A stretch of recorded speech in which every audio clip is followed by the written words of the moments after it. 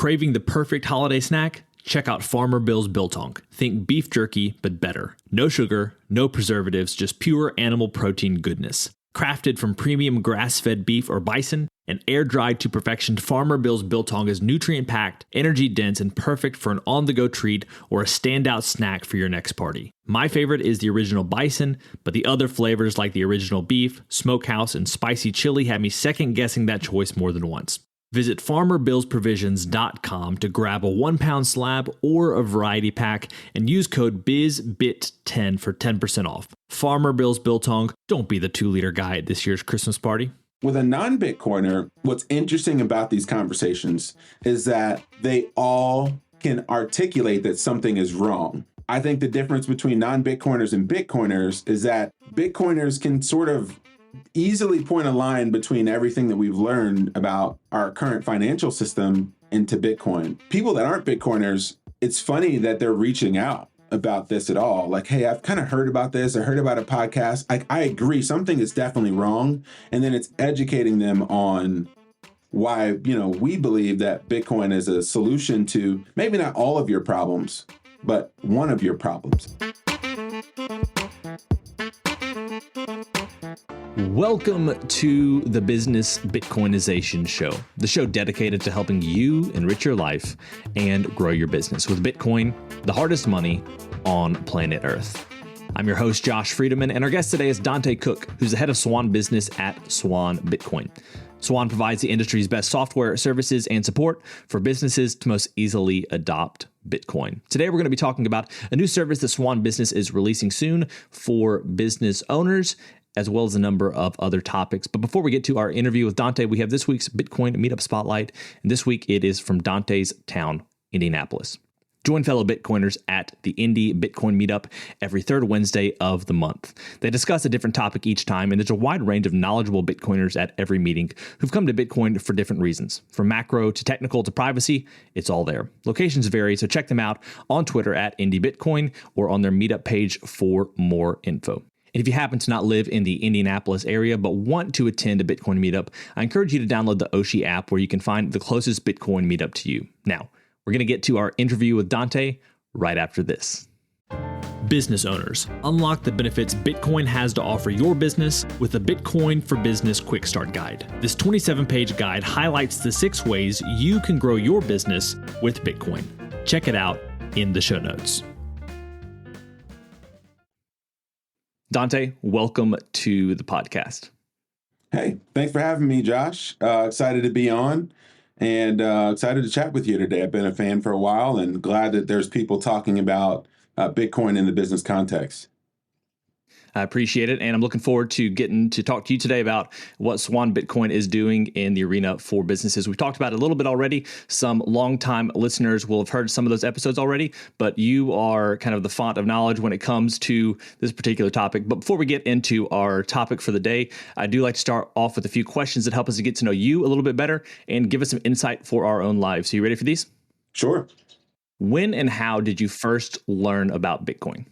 Wow. I first learned about Bitcoin through a guy who was really mentoring me. He was a head coach at a football program that I was coaching at, and he was mining Bitcoin in the back office of his furniture shop in 2015. And so that's when I first heard about Bitcoin. I thought it was a little bit crazy. I didn't really understand it. And they had GPUs and were mining different things, Raven coin. There was a whole bunch of different coins they were mining, but they were also mining Bitcoin. And so that was the first time that I think I'd heard about Bitcoin. Fast forward a few years, I've worked at a, startup tech company. And one of the things that we did, there was a bunch of guys that liked investing. And so we just had this kind of office portfolio contest, who could make the most money, who had the most returns. And I just remember getting into this around 2017. And then 2018 is really when, one of my teammates' portfolio just started to take off. And I didn't know why. And that was, it was really just Bitcoin, And so, that's what got me down the rabbit hole was, buying Bitcoin on Robinhood, listening to Andres Antonopoulos podcast and really diving deep. But the impetus was like, this guy is beating me in his portfolio returns. And so that's why I started buying Bitcoin, just to win the office, portfolio competition. So, what's an insight or fact about Bitcoin that you wish everyone understood? An insider fact about Bitcoin that I wish everyone understood. One of the important things, I think, just because of different naming conventions, we tend to attach old words to, or ideas about words that we have, to the Bitcoin network itself. So it having coin in the name and not considering it to be a network. We've coined terms like, hardware wallets, which on the surface level makes sense. When you have money in a bank account, it's hosted and owned by someone else, and then you take it and put cash into your wallet. That's kind of you taking custody of it yourself. But really, hardware wallets are really signing devices. They're actually more like credit cards, right? And that you have a 16-digit PIN number on the outside of your credit card. When you swipe that magnetic strip, it's verifying through a private key that you want to release funds from this address to another address. And so, it being a hardware signer, or kind of like a credit card, like you're swiping it to signify I want to release funds, is one thing that I wish people knew. And so there's all of these little terms that are embedded into how the Bitcoin network is described. Cryptocurrency, reading Alex Gladstein's book, which is behind me, the term for crypto really came from encryption, right? Going back to the PGP software days and Clipper chips through Joe Biden and other people trying to ban the ability to send messages between two people. And that's where the word crypto kind of came in, this kind of cypherpunk movement, as they tried to build out encryption technology to send information between two people, party to party. And so then you get cryptocurrencies. And there's all these little names, I think, about that are embedded into how we try to describe Bitcoin, or people try to understand it, that are really misleading. And it really just takes education and teaching people correctly about what these terms actually mean. Yeah. So a couple things right there. First of all, when you talk about it in terms of a credit card, I like that framing, because then you can talk to someone about how it's like a credit card, but orders of magnitude more secure. When you're talking about that 16-digit number, however many digits it might be, your Bitcoin private key is way more secure than that. One thing that I'm curious about is when it comes to something like Bitcoin, I'm curious about the terminology you might use to describe it. Would you just talk about it as the Bitcoin, or maybe the something payments network? Or I know that you're not responsible for renaming it, but in order to make it clear, what would you call Bitcoin if you could rename it from day one at this point in time, knowing what you know now? Ooh, wow, that is difficult. That is hard to be the branding guy for renaming Bitcoin. I think how I would describe it, I mean, it is the money protocol for the internet. So the best analogy Mhm. is we're having a call right now and we're looking at each other, and that's going over the voice over IP network. That is the open voice protocol that FaceTime uses, that Zoom uses, that Microsoft Teams or Skype uses for us to connect via video. And then you have, in the browser, I have HTTPS, right? That's the hypertext transfer protocol, right? That, all browsers, Chrome, Mozilla, Netscape use to allow people to display information. The port which you connect to get to that browser is TCP IP. How we send emails is through the SMTP, or the Simple Mail Transfer Protocol. We use it and interact with it through a Gmail client or an Outlook client. It's an interface that sits on top of it, but it's an open protocol. SFTP, how do we send files? Simple File Transfer Protocol, right? So there's all these little protocols that we just use and interact with every day that have apps on top of them. So they abstract kind of the bare metal, like server to server communication for people. So that's how I would just describe Bitcoin, right? It's the money protocol of the internet, right? And there are different clients that sit on top of it, just like Gmail. Like Cash App is a client that sits on top of this open protocol to allow people to extract value from one place to another. Swan Bitcoin is an application that sits on top of this network that allows people to transmit value back and forth. And so I think in ways that we've just grown to use these protocols. I think the main thing to really grow adoption, or how I would re-describe it, I would describe any one of these Bitcoin apps like I would describe Gmail or Outlook or Zoom or other things, right? Because they're just clients that sit on top of an open protocol. And I think those analogies, those simple analogies, really help people to connect the dots of, oh, I actually use an open protocol all the time. I'm just interacting with it through some sort of software or front-end client. Sure. Well, I appreciate that explanation. I'm sure a lot of people will have picked up at least a few new nuggets of information from it. The next question is, what is the Bitcoin resource that you most recommend to other people? Ooh, I mean, there's like a little series that Andreas Antonopoulos did back in the day. It's like 2018. You've got to find it on like Apple Podcasts or your podcast streaming network. There's about 20 different episodes in there, and they're unbelievable. Like the 5 stages of grief, rat poison. You've got streaming of money. You've got, all of these different talks that were.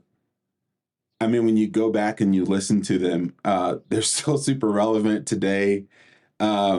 And I think you can, almost with like 80% certainty, you can trace most major Bitcoiners today, like I say, if you're 2018 and forward, like back to Andreas in those talks as to like a major part in their Bitcoin journey. So I would just tell people, go back to the early days, to the 2015s, 2016s, and really study those. So that's probably those are the ones I would recommend the most. So beyond Bitcoin, what is a tool, resource, or an idea that's been helpful to you or your work at Swan recently? I actually go back and reread the Amazon shareholder letters regularly, all the time. My favorite is the 2000 Amazon shareholder letter. And Jeff Bezos starts off, the first word he starts off with, first sentence is ouch, in period. And he goes, the stock price from Amazon has declined 85% this year. But by all measures and purposes, Amazon is a more better and impressive company today than it was a year ago. And he goes, in the short term, the stock market is a voting machine. In the long term, it's a weighing machine. Here's 12 ways that Amazon is a heavier company today than it was before. And he just goes through metric after metric. Volume, fixed costs, gross margins, sales, revenue per customer, like all of these metrics. And he goes, look, I don't care about what the stock price is. The fundamentals about Amazon and what we're doing and what we're accomplishing haven't changed. And if you're not able to see that or willing to see that, then you probably shouldn't be a shareholder. And then every subsequent shareholder letter, he goes back to 2000, right? He goes back to what he calls day one. And that ethos today still continues in their shareholder letters. That ethos today still continues in their the way that they run their company. They talk about being a day one company. And so as we work through things with Swan, as we go, to first principles, as we kind of have different periods of market volatility and, things blowing up all around us that have nothing to do with our business and our business model, we just keep looking back at the metrics and we go, Swan is a heavier company today than it was yesterday. And so that really helps me just in my journey as a Bitcoiner, people that have been through any sort of, bear markets or these cycles before, you kind of get hardened a little bit. But, that just always reminds me of, this feels a lot like the late 90s and the early 2000s when Amazon was a scam. It was only for criminals. You should never put your credit card on the internet. They're only useful for buying books. oh, wait, oh, diapers, jet.com, that's kind of cool, right? And you just kind of keep going through all of this FUD that they just push through. And then now, like your neighborhood, like you can't go down your street and not look at someone's house and there not be an Amazon package on somebody's door. And so just that ubiquity of it, how it spread, its growth, I think is always a helpful reminder for me in trying to be day one with Bitcoin. Now we have our final arbitrary but insightful question, and it's this. As a general life principle, is it better to ask why or why not? I believe that it's why not. I think inevitably the truth always tends to weigh out. And so we do deal in a world of objective reality. In the short term, people might think the truth is subjective, but over time, we all kind of align ourselves to truth. And in the world of physics, that is, if you jump off of a 4-story building and you land on the ground, there's going to be problems when whatever object, you or something else, hits the ground. And that's an objective truth that slowly over time, we've aligned our behaviors and our attitudes and our beliefs to tell our kids not to stand near the edge of something that's high, right? And so the question of why, I believe, there are fundamental truths, and things that play out over time. And I'm just not smart enough all the time to know what those objective truths are. I do have pretty strongly held beliefs, like with my faith and my religion and those sorts of things that I hold pretty strong to. And so the why, I'm not smart enough to know the why. I subscribe to a lot of the whys that I believe. The why not allows me to live in a way that's purposeful, in a way that's intentional, and in a way that minimizes regrets. So you go at the end of people's life, there was this huge study that they did. There was like a few thousand people that they studied in like a nursery home that were like near the end of their life and their death. And they asked them, what's the thing that you regret most? And it wasn't all of the things that they did or the mistakes that they made. It's all of the inaction that they didn't take. So you go ask every old person at a nursing home that's at the end of their life, what do they regret most? It's why not, and typically not why. So that's my thoughts, and I'm just not smart enough to like unpack the why of like how the universe works and everything else. Over time, like we all just align to truth, and why tends to play itself out. Meet Linkster, your premier Bitcoin-focused advisor. Linkster caters to businesses, institutions, family offices, and high-net-worth individuals. They merge your unique financial goals and needs with Linkster's Bitcoin expertise to craft your own sustainable plan to preserve and grow the value of your hard-earned profits and retained earnings. At Linkster, it's not just advice, it's tailored execution. Connect directly with the founder by visiting linkster.com. That's LYNCSTER.com. Linkster. Secure your future with Bitcoin. Today's episode of Business Bitcoinization is proudly brought to you by Velis Commerce, where the future of business technology meets Bitcoin. As we journey through the era of Bitcoin and its transformational impact on businesses, there's one name that stands out: Velis Commerce. Whether you're looking to build a cutting-edge website, a seamless mobile app, or custom software, Velis is your go-to team. They've been diving deep into the world of Bitcoin since 2014, making them one of the most experienced groups for integrating Bitcoin and Lightning payments into a variety of digital platforms. But here's what truly sets them apart. Velis Commerce doesn't just build. They bring a wealth of knowledge to ensure your project's success from day one. Their team understands the nuances of Bitcoin, ensuring that your business stays ahead of the curve. And for all business Bitcoinization listeners out there, Velis Commerce is offering a free consultation to kickstart your project the right way. So if you're ready to future-proof your business in the coming age of hyper-Bitcoinization, head over to veliscommerce.com or reach out on Twitter at veliscommerce. Let's make sure your business thrives in the Bitcoin era. That's really interesting. We've never had anyone answer like that, not only on this podcast, but in my previous podcast where I had over 150 episodes. It sounds like what you're saying, and maybe confirm this for me or not, but it's within the context of solid understanding of truth or solid, foundational principles. Why not is the question to ask. Is that correct? Like where the why is already explained, why not is the question to ask. The why is already explained. And if you look close enough or you study other things over time, the why works itself out.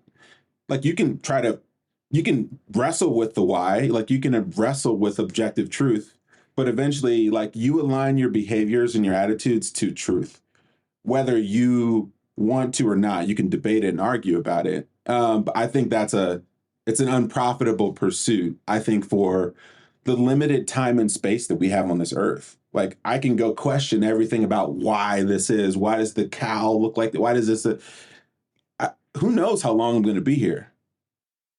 Like the question of why not? Like, can I get this cow to like jump over the moon? That's a much more fun pursuit in life than asking like, why is the cow the way that it is? Right. So anyways, it's a weird, I can go on this all day, but that's kind of my philosophy. I like it. I like it. So, Dante, we're here today primarily not to talk about your philosophical beliefs on why not, although that was maybe one of the more interesting explanations I've heard, at least in recent days. I hope previous guests won't take offense at that. But we're here today to talk about Swan Business, your work there, and there is something you're releasing soon called BitList. So I want to talk about that first, and maybe we'll delve into some other things. Once again, for people who haven't been listening for that long, we have already talked about the Bitcoin benefit plan with a couple other people, both someone who's using it and someone else who works at Swan, Terrence. So maybe we can get some updates on that if there's any relevance there. But could you first start off by sharing about BitList, what you're looking to do with that service? Yeah, BitList. We've just noticed we've been very fortunate, and Swan is a company where we really try to listen to customers and not just what they're saying on the surface level, but what are their challenges. And one kind of recurring thing that we hear over and over and over again is this tension between service providers that companies, individuals have relied on for their business career up until this point. As they began adopting Bitcoin, they realized that these vendors and suppliers and other people that they've relied on know nothing about Bitcoin. And that's the world that they're hoping to move to. They're hoping to transition to running on a Bitcoin standard. And so how that looks practically is, hey, I'm filing my tax return, and you hand it to your accountant and they're like, what is this Bitcoin thing? Like, how do I categorize this? Should I go first in, first out, or highest in, first out, or last in, first out? Like, I don't know what Bitcoin is. Like, what is an 8949? And there's all of this friction, I think, when people want to interact with service providers that understand Bitcoin. And then from a moral and, just alignment perspective, I think a lot of Bitcoiners they really want to work with other Bitcoiners. Like if they have the opportunity between working with a non-Bitcoiner and a Bitcoiner, they want to opt with their dollars, their time, and their service to work with other Bitcoiners. And so BitList is our attempt at this. It will be a marketplace that allows Bitcoiners to work with and find service providers who are Bitcoiners. So that can be from taxes, accounting, that can be plumbers, that can be HVAC folks, that can be, all kinds of service providers, marketing consultants, right? People that are not going to take shortcuts and have a long time preference. And so we're just kind of opening that up and letting the community really find these people. And Swan, we love building, open source free community tools, whether that be Bitcoiner events or Bitcoiner jobs. This is going to be in that same vein where Bitcoiners can find service providers that are run by Bitcoiners. And will this mostly be for business to business services, or would it be business to consumer too? Yeah, these are mostly going to be business to businesses. We will have business to consumer services out there, but they're not going to be like apps, right? It's not going to be a marketplace sort of like Apollo Sats, like if you will, right, where you rate different services and applications or that sort of service, right? This is really going to be primarily business to business, but also if there is a business that does offer services to an individual, I guess it will be B2C in that aspect. But it's really going to be for businesses that are listed on this marketplace. And do you have any way that people listening to this right now who feel like they have a service, first of all, maybe ways where they can figure out whether or not it's a good fit before they try to apply? Or maybe you just encourage them to apply anyway to find out. First of all, so like figure out whether or not their business would fit into that category. And then second of all, if so, where they can go to apply for BitList. Yeah. So right now, we are it's developed, but we're going to be rolling it out in beta. And so we're hoping to get services in there, a select group of business people, like really testing out the service, testing out the products. How does it work? How does our functionality really line up? And so right now it's in beta.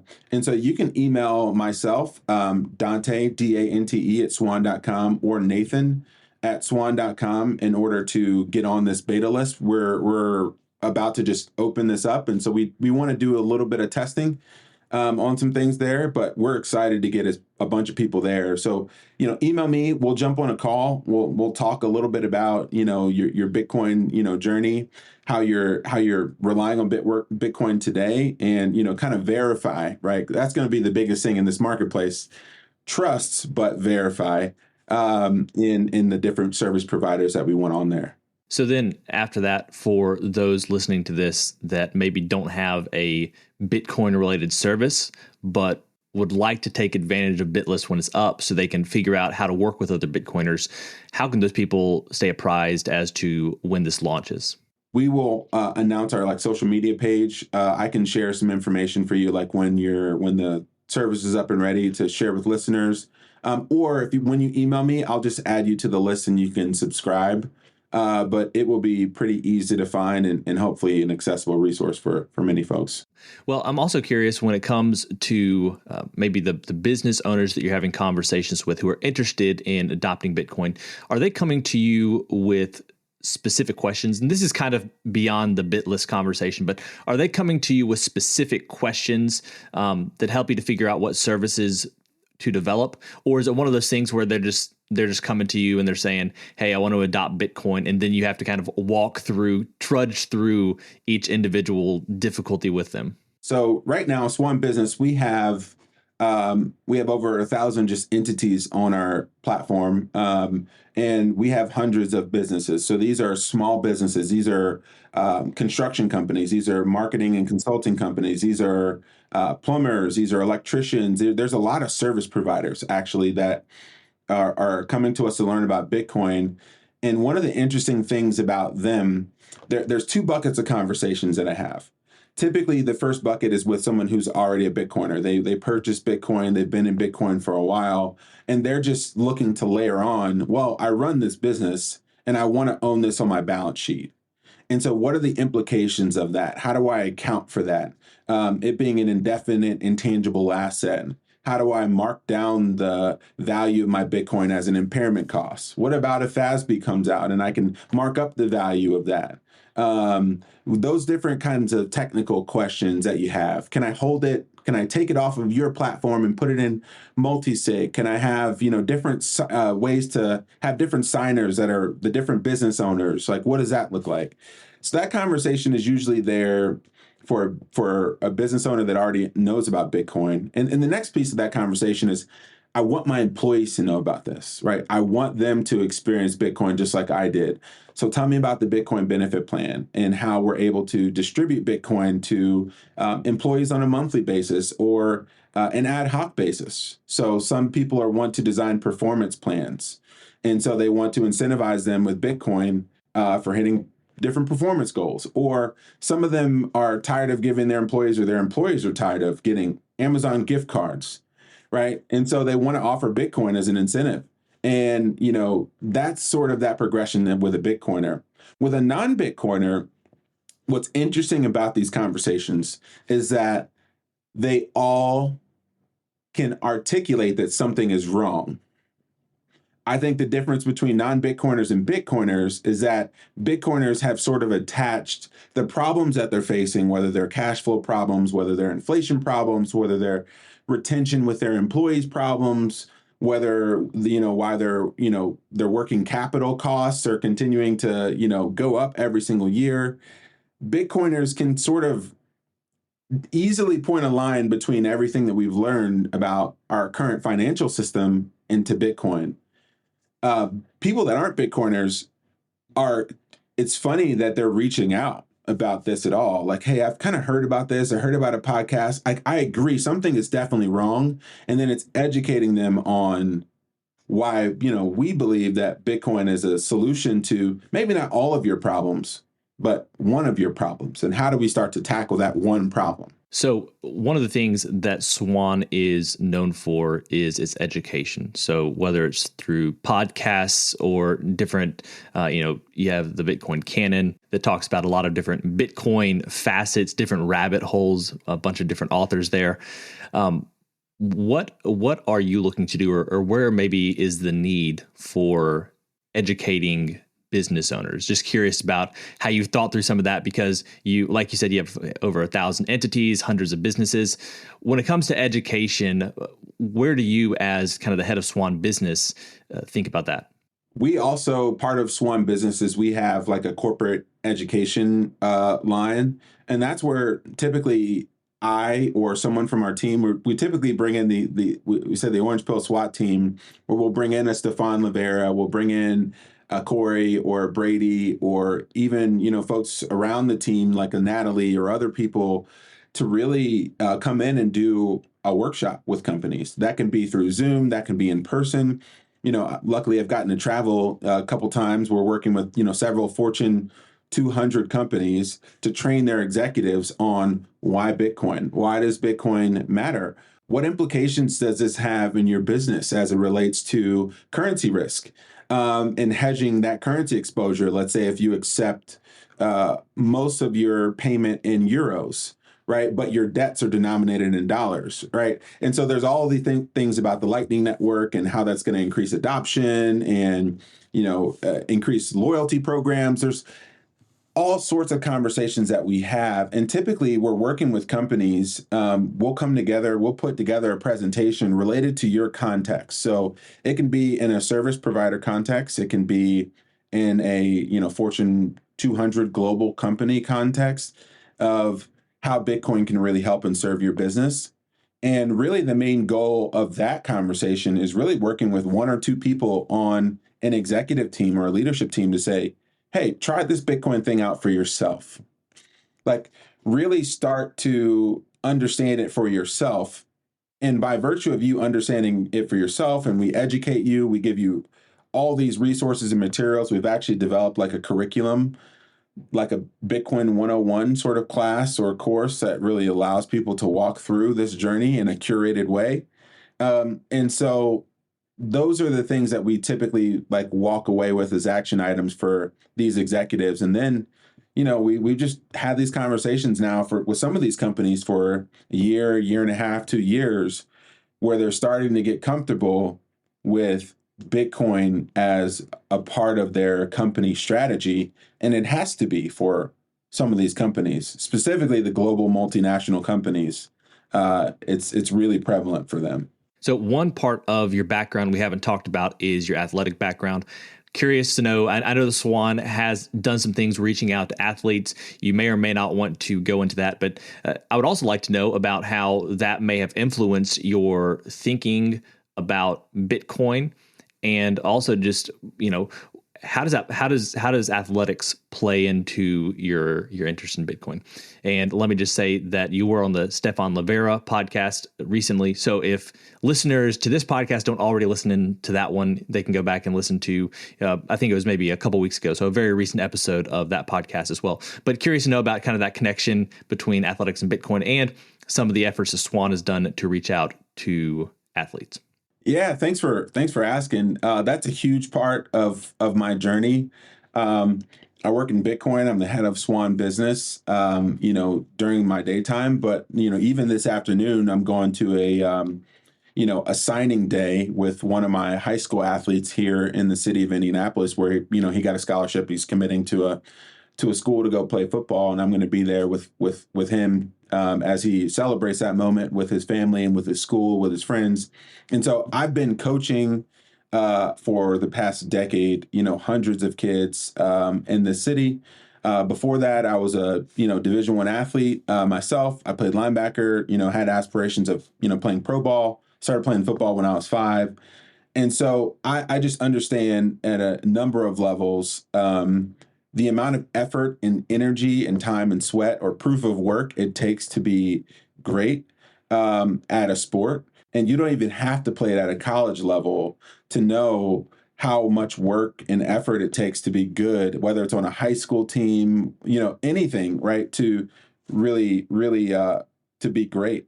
And the idea that the work that you put in is going to be for nothing, like that value, that energy and effort and sweat that you put in is not transferable in any way, like in a proof of stake world. I think many athletes would be just ticked off, right? If you went through your whole life, let's say you trained, you were a runner, and you put in, hundreds, thousands of miles. You're up every morning at 6 a.m., running miles, putting in the work. And then let's say when you stop running, you can't transfer any of those skills. The discipline, the health benefits from your body, like it just kind of all resets, right? That would just be incredibly infuriating. So Bitcoin was really natural for me in understanding that anything that is great, anything that is worthwhile, anything that can persist across time and space needs energy up front. And that's the thing about a team, about athletics, about a sport. Like you can't fake the work. You can't just show up the day of the game or camp and expect to win and expect to receive the reward or the Coinbase reward or the block reward for the energy that you didn't put in. And so it's just supernatural. There's so many analogies there. And I think it's been really fun at Swan as we've started to have more and more athletes join, as we've started to do work with more sports teams. The Compton Magic is the one that I think we're most excited about. They're a high school AAU basketball team that's really trying to, their founder and head coach is literally fighting back against the existing system that is, really a proof of stake system that leaches value from these kids who are putting in tons of effort, tons of energy, putting their body on the line, putting in time in the gym when no one's watching. And he's trying to empower his players through Bitcoin and through just stealing the power dynamics back from the existing system. And so that's one that we're super excited about. There's going to be a documentary coming out about that in April. More information about that to be released. But Bitcoin being magic money for athletes is something that we're really bullish on, and it's really starting to click with athletes. Before, I would say at the very beginning, you've got NBA Top Shot, you've got all these Web3 initiatives that have really infiltrated athletics at the highest level. And thankfully, it's really sad, but like Tom Brady and Steph Curry getting burned in the whole FTX debacle, and Miami Arena, having FTX on its on the outside of the arena is really a helpful reminder to athletes and really a really good starting point to help to educate them on the difference between Bitcoin and crypto and proof of stake and proof of work. So there's a lot of things there, man. It's really big in my life, and I think there's a lot of analogies there that we can go on forever about. Have you done any writing on that for Swan about kind of especially the proof of work, proof of stake difference for athletes? No, but that is one topic that I'm hoping to collaborate with a few folks on. I know CJ Wilson and I have had a couple different threads there. Sean Culkin and I have had different threads on it. Sean Harris, big Sean Harris, shout out to Sean, and I have different conversations about it. Armani, he's on Swan's team. He's a professional basketball player currently, plays for the Panamanian national team. And so there's a number of us that have been working behind the scenes on some of these initiatives, but we probably need to be a little bit better about, creating some manifestos, if you will, the Mark Moss kind of manifesto, and putting that idea out there in the world to kind of spread the movement. Well, Dante, you've shared a lot with us today, and I'm sure we'll have you on again in the future, but especially if people want to know when BitList comes out and to just be aware of new developments with Swan Business, where can people go to keep up with you and be aware of those releases when they're out? Yeah, feel free to follow me or DM me on Twitter, Dante_Cook1. That's a great place. So a lot of swans are there. Feel free to email me at Dante, DANTE, @swan.com. happy to connect with you about, your business needs. And one of the great things about Swan, we believe that, rising tide lifts all boats. And so we have like a number of partners, whether that goes to wanting to accept Bitcoin payment on your website. And so that can be with a solution, maybe if you're in a contractor sort of setting like Zapright, right? We have a good relationship with that team, whether it's IBEX, right? Being able to accept payments through IBEX Pay or build an integration to your site through IBEX Hub, right? There's these different relationships that we have where we have kind of integrations and partnerships with, where if we are not the right person, we will always walk you and handhold you to the right people. And eventually, right, it's all going to turn on itself. So if you have any questions about your business, about taxes, about holding Bitcoin on your balance sheet, hey, I want to gift, Bitcoin to my employees in Bitcoin, what are the tax implications? What about if I do it in USD and it buys Bitcoin at the spot price? All of these sorts of questions, I've probably answered them 100 times, and I'm happy to just help you think through those things and walk through what the process is of transitioning to a Bitcoin standard.